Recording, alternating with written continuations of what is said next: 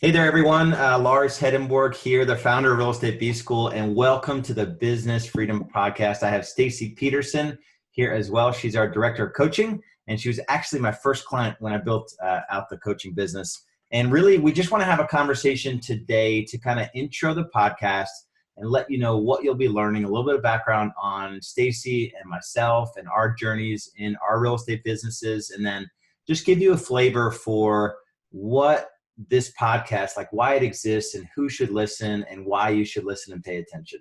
And so welcome, Stacy Peterson. Thank you. I'm really excited to really just have this conversation today, get a chance to let all the listeners know a little bit more about you and your journey, and then Real Estate B School. So kick us off a little bit, Lars. Tell us, why did you get into real estate? Why did you come up with Real Estate B School? And a little bit about your journey. Yeah. So for me, I think if you were to tell me back in like 2005, 2006, that, you were going to leave a cozy corporate job, strategy and acquisitions for an aerospace company, you were going to leave that and you were going to get into, selling homes for a living, I probably would have thought you were crazy. I ended up actually investing in real estate, and I bought probably like 7 or 8 properties with a broker.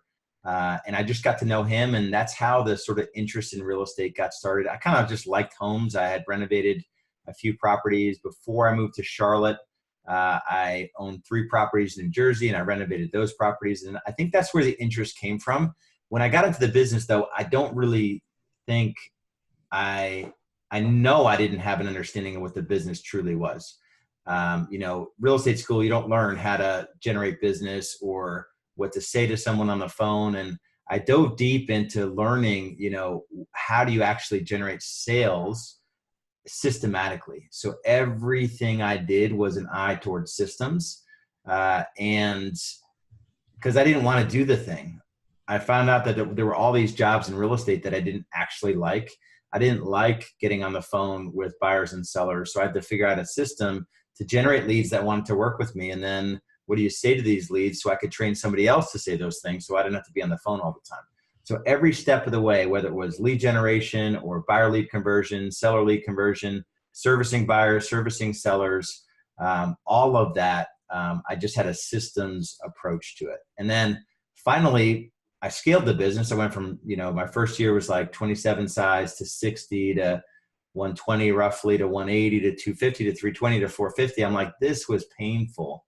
It's really painful. And I thought, why not share the lessons that I learned in ascending, from solo real estate agent knowing nothing to a manager and builder of systems, manager of people, builder of systems, to a leader that ultimately got out of production. And that's where Real Estate B School was born, and that was roughly 5 years ago at this point. And there's just an easier way to do this. A lot of folks that are attracted to real estate, they're not systems builders. They're, outgoing personalities, and they can hustle. A top producing real estate agent just has the right personality, and they're willing to hustle and work hard. And if I could bring the systems, I can help them elevate and scale their businesses to something more meaningful and, give them time and money freedom. So that's, in a nutshell, that's it. So let's talk about your background a little bit, because you mentioned the aerospace company, but it's really unique that as a, real estate salesperson, that you really understood that you needed to have systems and leverage. I don't think a lot of people, I know I didn't get that in the beginning. And so why do you think, what was it in your background, or what lent you to really understand that you needed to build a true business with systems and leverage? Yeah. So the position that I had with the aerospace company, and that's how I got transferred to Charlotte, was I probably went to over 20 countries and physically visited easily over 100 businesses, some as little as $1 million businesses that were essentially product line acquisitions for my bigger business, and $100 million companies. And I got to just to see the inner workings of different businesses. And I was the guy in charge of bringing the legal team in, bringing the sales team in, bringing the technology team in, the marketing team, to figure out really what these businesses had that was worth anything. And there was no common sort of way that businesses operated. A lot of the smaller businesses were really dependent on the owner to even work. If the owner didn't show up, they didn't really have a business. And I think it was that sort of background, that when you look at $100 million business, it's really different than $1 million business. That business has scaled through systems. And, probably not to get all personal and deep, but the first example of somebody that wasn't able to scale their business was my dad and my mom. They moved here from Sweden to open a hair salon. And I just watched my dad, struggle with, not only personal addiction issues, lost his family. And then he just struggled over 33 years. He owned his own business. And at the end, he had nothing. And he was doing the work during the day. He was, prepping before the doors opened, sweeping, ordering supplies, doing the books, taking out the garbage. I mean, he did everything in that business. And especially the last 15 years, I watched the guy make less than $10,000 a year, probably for the last 10 years of that business. And I knew that I didn't want to have that business and see the what effect that had on his family. And I knew that I want my business to serve me and serve my family ultimately. And that was the motivation to really kind of take that early experience and how it affected me personally. And it was really hard. And then kind of, every step of the way, I believe God had a plan for me to kind of gather all these skills and then bring it to bear to an industry that is completely broken. I believe 3 to 5 years from now that if you're not running a high performance real estate team, that's sort of the term HPRET that we talk about, you will be working for one. And there's nothing wrong to work for one of these teams. I just believe you got to make the decision now because it's going to take you some time to build it. Yeah. So as you built your real estate business and, built it on systems and leverage and really built your business up through the phases of building a business, like scale, ramp, talk about the challenges that you had sort of in each phase going from single agent to business owner. Yeah. And that was the motivation behind sharing what I had learned with others, is that it's really hard. And so if you don't have a brain that is really created to think about things in terms of a systems standpoint, and let's build a system around it so I can hand it off to somebody, it's really, really challenging. So the challenges are time. You're spending your waking hours doing everything you can to get that next commission check, to get that next deal. And two things. You don't have time to build the systems and you have no idea what systems to build. So we consider that survival phase. It's really 90+% of real estate agents are selling less than 2 homes per month. Less than 2 homes per month with any kind of expenses to a broker or advertising or an assistant. You're not left with a whole lot of money after it's all said and done. When you enter into that ramp and scale phase, that's when you need to build systems and you need to know which system to build in the right order. And that's when you're starting to build out leverage with your first admin hire, your first 1, 2, or 3 buyer agent hires.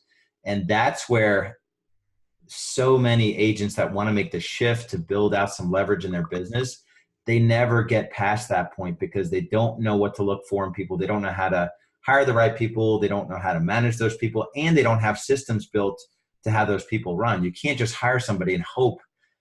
In rare instances is a top producing real estate agent able to hire someone to build the systems for them. And that we see a lot. And so Stacy's been coaching, for how many years now? 3 years? Yep. Yeah. So Stacy was literally the first person I coached. And we were able to, grow her business, get her out of production in 6 months, put her in, to manage the backstage, which is the most important. That's the operations side of the business. And that's how you really scale a business, by building the backstage. And within a 3-year period, doubled, almost tripled the business. And she was able to sell her business, which is, we joke, it's the 7th step, the 7th phase is not having to do real estate at all. And sometimes I joke with Stacy, I'm still in real estate Tuesdays and Thursdays. And, if she has a tough day coaching, she's like, oh, I'm like, you don't miss real estate. I promise you. I promise you that. You may think you do. I promise you don't, because it's hard. The industry attracts folks that think it's really easy. Mm-hmm. And, to find the right folks to build a team around, It's really, really hard. And so that's where I think Real Estate B School, Stacy included, our coaches, they really, they're willing to share the good, the bad, and the ugly. And when it comes to this podcast, the opening question that you will hear Stacy, so Stacy's going to be running some of the interviews. I'll be running some of the interviews. The opening question is, Stacy Peterson, are you willing to share the good, the bad, and the ugly about your real estate business growth journey? This industry is so much ego. I think generally the world is full of ego. We need to break it down and just tell me something, over the next 30-minute podcast that will make it easier for somebody. Mm-hmm. And that's what this industry is lacking, any kind of authenticity around what's real. I've talked to people that are selling hundreds, 1,000+ homes. And when you really dig into what their financials look like, what their time looks like, what their physical health looks like, their spiritual health, their relationships with their spouse and their kids, it's not what you think it is. You're not going to die and say, oh, this guy sold 10,127 homes in his, 15-year period, his 15-year career. It's in how many lives did he touch, along the way? And did he have a great marriage, a great relationship with his kids? And did he use his business for any good whatsoever? So did that answer your question? I forget which question even was. Yeah, it did. So let's transition a little bit from your real estate business now into Real Estate B School. So you built your team, you leveraged yourself and had this idea about Real Estate B School. How did that come about? And, why did you decide to move forward with a coaching company? I've always been huge on personal development and coaching and business coaching. I've spent a lot of money. When I mentioned the number, I've always committed to spend 10% of my income and invest it back in myself. And the number is getting bigger as my income has grown. And it's a crazy number. When I tell it to Julie, she's like, are you serious? You spent, at one time it was over $600,000. Now it's approaching $750,000. I'm like, honey, it's invest. Some of it wasn't investment. Some of it was a total waste of money. But it's wanting to make that journey easier for others. Others aren't going to be able to even have the mindset of investing in themselves. And so distilling the best of all that information in a way that applies to real estate and making the shift from producer to manager to leader to owner, that's the journey that we're talking about here. I got to the point where I said that was really hard for me to do that, quote unquote, on my own. It wasn't on my own. I learned something from everyone I surrounded myself with. And I was really committed to making the journey easier to folks. I went to a Tony Robbins event.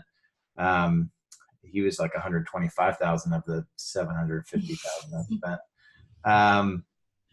And they had this little DVD series. It was called The New Money Masters or something like that.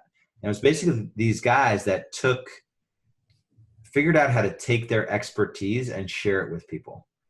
And so I got introduced to Russell Brunson, to Mike Koenigs, to Eben Pagan, to Frank Kern. And I had already been sort of working on like Dan Kennedy stuff and direct response marketing and his time management for entrepreneurs. And so that was really the opening to, maybe there is a path to sharing some of what I've learned, with an eye toward making it easier for someone else. So that was the first, and I remember I got those DVDs and they're like super old. I think this is like back in 2009 or 10. So anything on them is completely irrelevant at this point. But I remember Tony Robbins interviewing Russell Brunson, who at the time had to be like 27 years old. And he just figured out how to can his stuff and sell it to people. And I'm like, man, that seems pretty cool. And I probably was at a tough stage in my real estate business that anything besides real estate seemed really cool. And so that was really it. It was just someone opening up that world to me. And then I ended up, coaching with some of those guys, and I met Frank Kern and hung out with them at an event, after he'd ridden his body really hard. And then he realized that wasn't you can't just smoke weed and drink all day long and then put some stuff up on the internet and sell it. So yeah, so just realizing that there's a way to kind of package what you have and then share it with people. And if there's value there, they're going to buy it and they're going to be loyal fans and, and appreciate what you're sharing. Yeah. So after building Real Estate B School and getting to work with agents like me and others, what's the biggest problem or even obstacle that you see holding real estate agents back to grow their business? One, I mean, there's a couple or three that come to mind. I think the first one is, and this is going to sound really preachy, and I don't mean it that way because I'm preaching to myself, is I don't think people are willing to consider not the amount of work, but the fact that it's a longer game than they want. Everyone wants instant gratification. Society is set up as, I can order something. You tell me any book and I can have it by 8 p.m. tonight. And it's, we're recording this at 10 a.m., so, and we happen to be in Charlotte. So there's a distribution center for Amazon here, but that's what it is. And my kids are seeing it, so they're going to grow up in this whole, even worse than a 30 or 40 or 50-year-old has it. So I think that's the first thing, is that just realizing that, there's no rush. Yes, I mean, we have a system. We want people to do it quicker and easier than it took me. It took me roughly 6 or so years, 7 years to kind of scale the business, really lock down the systems. And there's no rush to do it. It's a process, and it may take longer for you, but you're either going to sell homes for the next 20 years, or you're going to figure out a way to scale a business over the next 20 years and make a big, big impact. I think that's one of the bigger challenges that we see. I think the industry is set up in a way. I mean, some of it's good because you have these little MLSs, for the most part, protecting commission checks, and they protect the little agents, and so we can capitalize on that. But you have a lot of agents that have no business helping someone with their largest financial transaction. You have people that will get their license today that will sell a home a week from now, or they'll sign a buyer or a listing, a friend of a friend, which it's taking transactions away from the true professionals. And that's not from a scarcity sort of deal. I believe there should be radical change in our industry, that you need to be an apprentice for 5 years before you can help someone buy or sell a home. You need to help top producing agents. So I think that's another thing, is that just our industry is messed up, and it's going to change. I tell our clients, if you don't provide enough value to earn the commission check you're getting at closing, we've all been there, right? It's like $12,000 to help this buyer. They looked at 12 homes. I remember when I got my first more than 5-figure check, I was just like, there's no way I earned $12,000 in that transaction. And then you have some, $20,000 checks where you're like, you could have paid me $1 million and that transaction still would have sucked. Mm-hmm. So I'm not saying it from that standpoint. I'm just saying that in the future, you may have to actually earn your commission check. You may actually have to demonstrate that you're worth $12,000 or $15,000. And that's the approach that we're taking, building so much value in our real estate team that it's a no-brainer. And I think that's a huge problem going forward, 3 to 5 years from now. Consumers are onto this whole thing. There's huge money coming into our industry that is here to basically take that delta, marginalize the real estate agent and take the profit for themselves. And if you're not taking part in that sort of, discussion, you're going to be one of the agents that's working for a company where the max you can ever make is $100,000.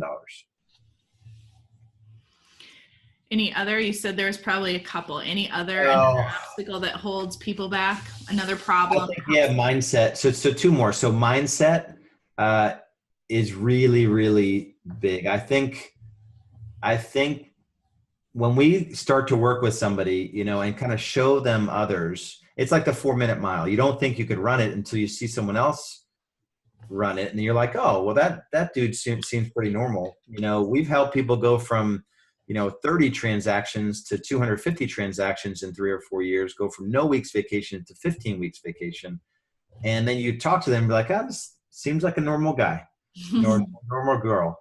And so I think it's the mindset to know it's possible, to know that you're the only thing stopping, because the path we have it's your mindset to believe you really can be one of the ones that owns a high performance real estate team, and you're not working for one. And I think it's mindset. And then we talked about it a little bit already, but it's systems. If you don't take a systems approach in your business, E-Myth 101, Michael Gerber, you need to build your business in a way that you could replicate it 10,000 times. Even if you never open a second location, if you're not building it that way, you don't have a real business. And that includes you doing the important piece of the business. If you're the only one that can convert buyers and sellers, you're going to do that forever. And if you don't build a system to train others, to recruit others, to train them and get them launched into your business, then you're forever going to be the person that's doing that one thing. So systems, mindset, broken industry. And then what was the first one I mentioned? Long game and like the commitment. Yeah, long game. And just committing to really, committing to building a real estate business. Yeah. And, Tony Robbins talks about commitment and says most people, their commitment is, I'll try it. I'll dip my toe in the water. If I get uncomfortable, I'm out. Where true business builders, entrepreneurs, people that really want a business, they are like, I'm going to do this all in. Doesn't matter how long it takes, what's going to happen. I am committed. I am doing this.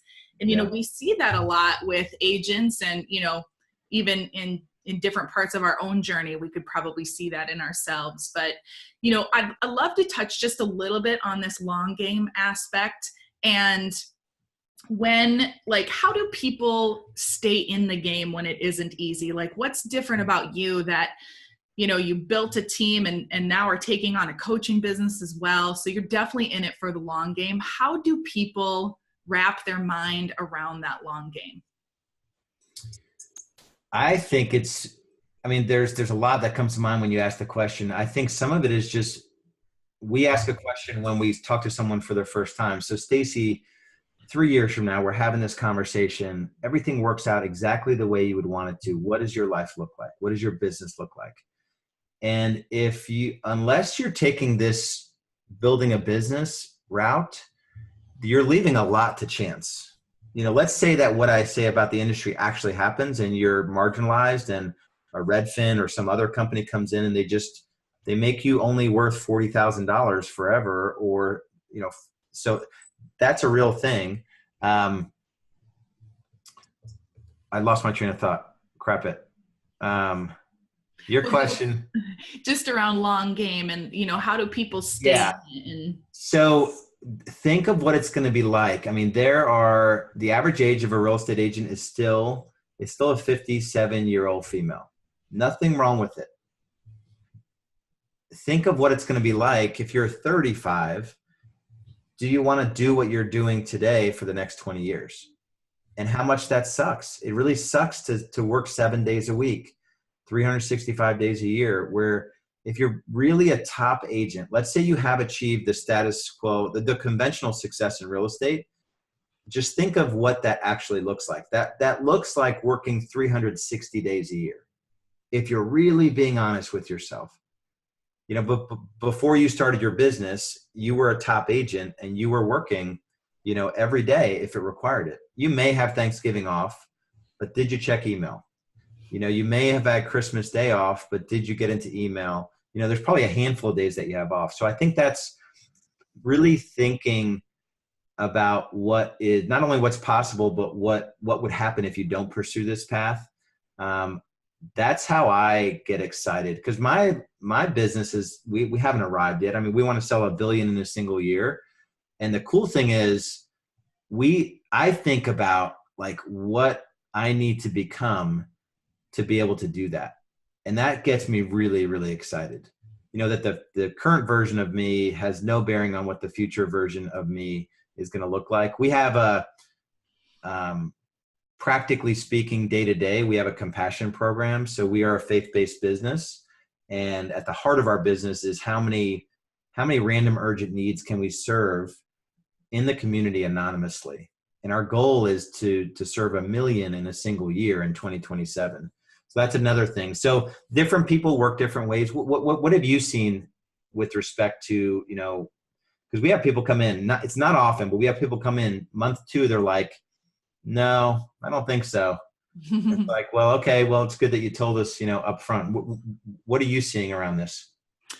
I think I really agree with the commitment and the mindset. In everything that you see out there, it's how fast can you do it, right? You talked about Amazon. How fast can we get it? If you look at network marketing businesses, right? How fast can I get there? How do I be number one? And when you're truly building a business, that shouldn't be the end game. How fast can I do it? It really should be, how do I build this so that when I go on vacation, this runs like a well-oiled machine? Or if I dared to dream to spend a month on a beach, like, could my business survive? And for most people, it cannot. And mine couldn't have either before we really, started working with you and working on the systems and the right economic model. That's another thing you talked about, agents being worth and what they're doing and really providing a lot of value. And that comes with building a team as well. We see people that are afraid to build a team. Why would they join my team? What do I have to offer? And, it's a mindset shift as well as putting in the work. You do have to sell and build this business alongside each other. And to be honest, it is a huge grind. Like, it sucks for a while, but then the other side, once you get some leverage, is so great. You almost don't believe it, like, wow, this is what a business could be. And maybe that's because I am a salesperson. So that was my approach. Like, can you honestly do that? Can you not personally go sell homes and have a business? Like, how would that work? So that's just the interesting thing. I love being able to show people that in their business now, and then seeing them discover it for themselves and then mention things like, guess what? I had a birthday party for my son or my daughter and my phone didn't ring the whole time. Like, how great is that?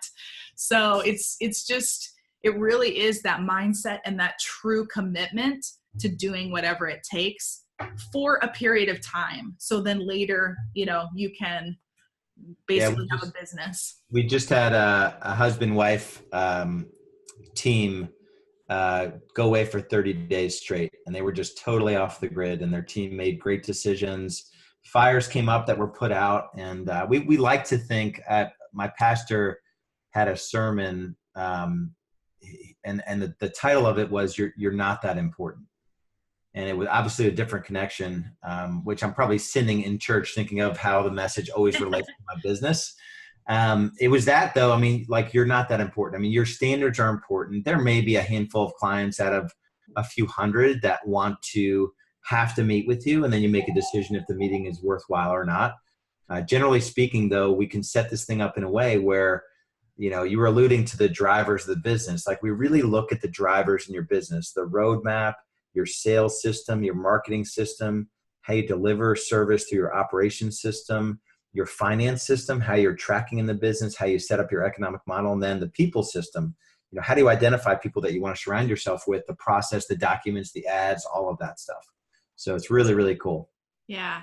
Well, before we end up concluding, I do want to do one thing. In our upcoming podcast, you'll see that we're going to ask people rapid fire questions. So I want to ask you a few of the same rapid fire questions and get your answers to them. So what keeps you up at night when it comes to your business? It is like excitement, like a little kid. And this happens a lot. And so just recently, my daughter woke me up at 1 a.m. for some crazy 7-year-old daughter reason. And I laid there till 2:30, and I was thinking about business and spinning. And I finally got up and I just went to work for like 4 quiet hours. And we're getting back to the basics. So even though we'll do 3.5 to 3.75 million GCI this year, we're getting back to the basics, and it's exciting to see that you could always go deeper on a system. So your lead generated to set, how can we optimize that? And so it's excitement. That's awesome. What's the best advice you've ever received about business? Tony Robbins, business is 80% psychology. Hands down. There are hundreds and thousands of examples of people that had a rougher hand or upbringing than I did that made massive successes of themselves. And, It's not the strategy. And weight loss is the perfect example. Like there's no shortage of strategy to lose weight. It is all psychology. So that I would say that's it. And then last rapid fire question, can you share one of your personal daily or weekly habits that you believe contribute to your success? Lately, it is getting really clear on the habits that are important. And so I have this little simple, like stupid simple app on my phone called Productive. And it literally just, I think I'm up to 5 habits now. Gallon of water, 7 to 8 hours sleep, writing in my journals, Bible in 365, and then there's one, and then eating Whole30 for the day. So those are the 5 I have right now, and I basically just swipe right or left if I did it or not. And so I think it's that really, but getting really clear on what's actually, and then working out 30 minutes is the one I'm working on now. And not letting go of the one that you just did. I was really good at eating good for 66 days, and then when I worked out for 66 days, like we're always taking these 60, I would just eat like crap because I was done with that one. And so it's, there's less than a handful of things that if you did them every day from now until forever. I also started I can't say that part of it because my wife might actually hear this intro podcast. So I'm going to hold that one I was about to say, but I'm surprising my wife with something special that I do every day. Very cool. So just to sort of wrap it up for everybody, what specific takeaways have you learned from building a real estate business, and how can this Business Freedom podcast help people that are listening right now? Yeah. So, I didn't come into real estate with any idea of what the business was. I do think it was a God thing. He kind of just put me in the industry with my background and said, go for it. I was able to build something really special, and I continue to build the next iteration of that. It's not something that the industry, it doesn't attract people with the business background. And so if you're not thinking about your business from a system standpoint, or you feel like you're not great at systems, you need to align with somebody that is really good at systems, or listen or surround yourself with people that have done what you're looking to do. So the Business Freedom Podcast, it's not just a bunch of successful reps clients. You'll see lots of real estate B school clients that are in here. It's the top team leaders around the country that I respect and Stacy respects, that we're going to deconstruct their businesses and we're going to deliver it through this podcast. So it's really, how do you build your business in a way that it gives you time and money freedom? A lot of folks can sell a lot of homes and have money, but you are a slave to your business. And that is not a life worth having. I just believe in my heart that conventional success in our industry is not worth it. It's not worth it to make $500,000, maybe a couple $100,000 in expenses, or take home $400,000 of the 500 if you're working 7 days a week. And that is conventional success. If you really looked into those people's lives, you will see that it is 24/7 they're working. And so the Business Freedom Podcast is exactly that. How can you set yourself up in a way, to have freedom in your business, even though it's growing and it's successful? And people think the two are mutually exclusive. So the goal is to bring you as many business owners that have achieved freedom with their businesses to this podcast, so that you could learn the best ways to do it for yourself.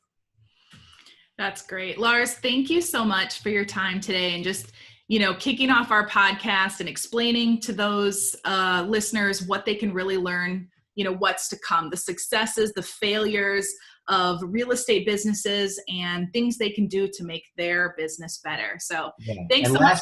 Last thing I'll say is that it really is the good, the bad, and the ugly of building a business. So that's one thing that you'll see, whether Stacy's interviewing somebody or I'm interviewing someone. It is bringing you the good, the bad, and the ugly, so that you don't have to make the same mistakes that we made. That's great. Well, thank you so much. And don't forget to subscribe to this podcast so you're notified every single time a new episode is launched. And we look forward to hearing all of your comments. Make sure and leave a review. That way we know which interviews you enjoyed, and we can make sure and bring the right ones back to you. So thanks so much. Have a great day.